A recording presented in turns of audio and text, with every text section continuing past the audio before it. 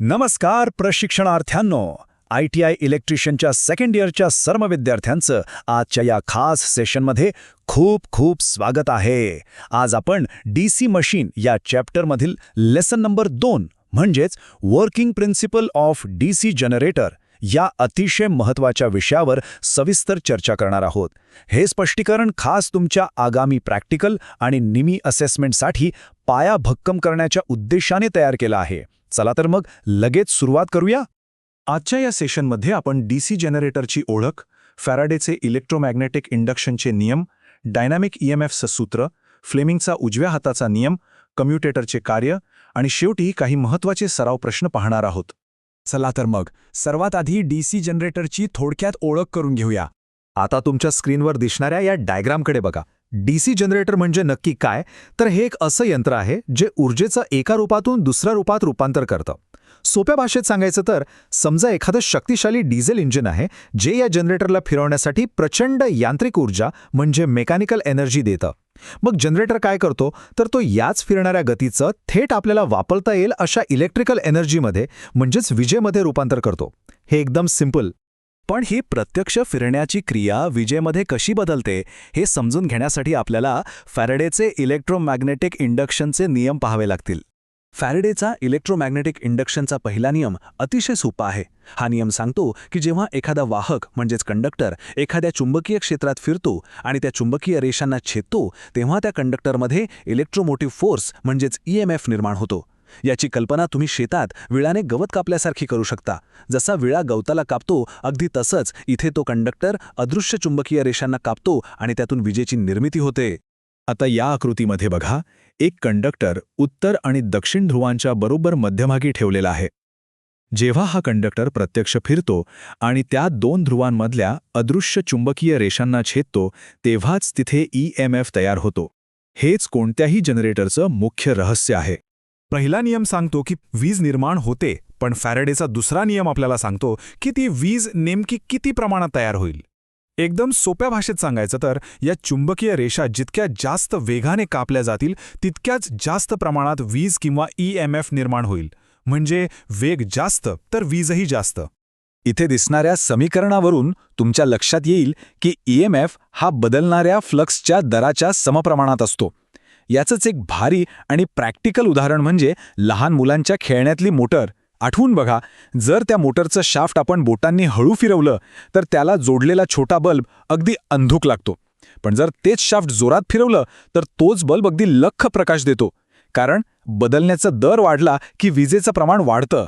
आता आपण ह्या डायनॅमिकली तयार होणाऱ्या ऊर्जेला एका अचूक गणिताच्या सूत्रात बसवूया.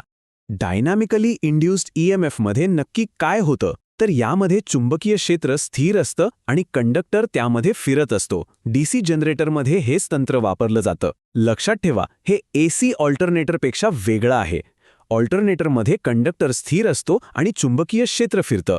पण इथे आपण DC जनरेटरबद्दल बोलतोय जिथे कंडक्टर प्रत्यक्ष फिरतोय. आता या EMFचं अचूक मोजमाप कसं करायचं तर त्यासाठी E=BLV sin θ हे सूत्र वापरलं जातं. या सूत्रातले 4 घटक नीट समजून घ्या. इथे B म्हणजे मॅग्नेटिक फ्लक्स डेन्सिटी, L म्हणजे कंडक्टरची लांबी, V म्हणजे तो फिरण्याचा वेग किंवा वेलॉसिटी आणि θ म्हणजेच थीटा जो सांगतो की तो कंडक्टर कोणत्या कोनात चुंबकीय रेषांना छेदतो. या 4 गोष्टींवरच तुमचं विजेचं आउटपुट अवलंबून असतं. आणि यातलंच एक अतिशय रंजक गणित आपल्याला सांगतं की जेव्हा हा छेदण्याचा कोन बरोबर 90 अंश म्हणजेच काटकोनात असतो तेव्हा जनरेटरमधून जास्तीत जास्त वीज निर्माण होते. हे कसं आहे माहितीये? समुद्रात बोटीने लाटेला अगदी थेट समोरून धडक देण्यासारखं आहे. जेवढी धडक सरळ तेवढा त्याचा इम्पॅक्ट किंवा प्रभाव सर्वात जास्त. विजेचं प्रमाण कसं मोजायचं हे तर आपण पाहिलं, पण या विजेची दिशा कशी ठरवायची त्यासाठी आपण फ्लेमिंगचा उजव्या हाताचा नियम पाहूया.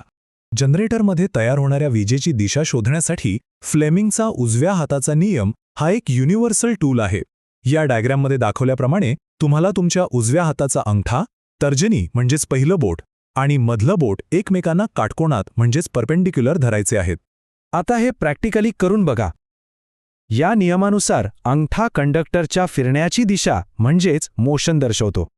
तुमची तर्जनी चुंबकीय क्षेत्राची दिशा म्हणजेच उत्तर ध्रुवाकडून दक्षिण ध्रुवाकडे जाणारी दिशा दर्शवते. जर तुम्ही ही 2 बोटं अशी धरलीत तर तुमचं मधलं बोट आपोआप ज्या दिशेने पॉइंट करेल तीच तुमच्या निर्माण झालेल्या विजेची म्हणजेच इंड्युस्ड EMFची दिशा असते. एकदम परफेक्ट.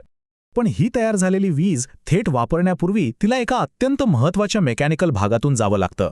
तो भाग म्हणजे कम्युटेटर. होतं काय की जनरेटरच्या आत वेगाने फिरणारा कंडक्टर निसर्गतः ऑल्टरनेटिंग करंट म्हणजे AC वीज निर्माण करत असतो. पण आपल्याला तर DC पाहिजे, बरोबर? मग इथेच कम्युटेटरची एंट्री होते. हा कम्युटेटर एखाद्या अतिशय हुशार ट्रॅफिक पोलिसासारखं काम करतो.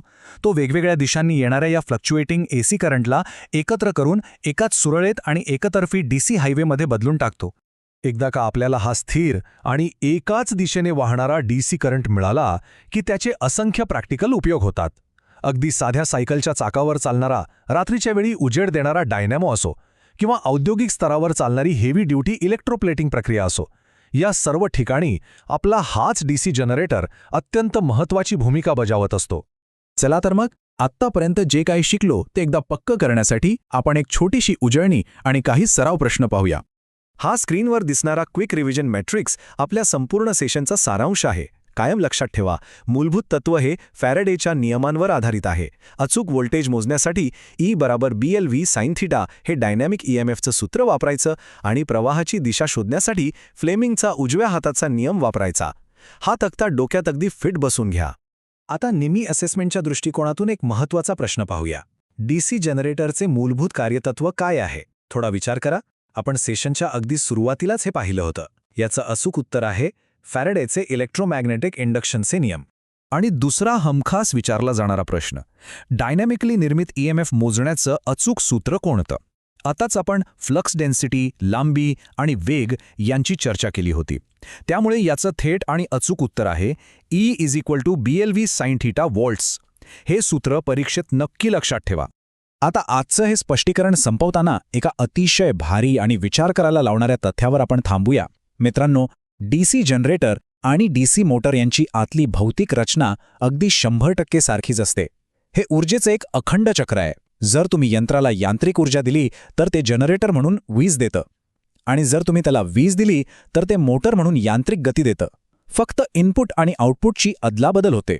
विज्ञानाची हीच तर खरी गंमत आहे. मला खात्री आहे की आजच्या या सेशनमधून DC जनरेटरची कार्यप्रणाली तुम्हाला अगदी स्पष्ट झाली असेल. असाच सराव करत रहा. धन्यवाद.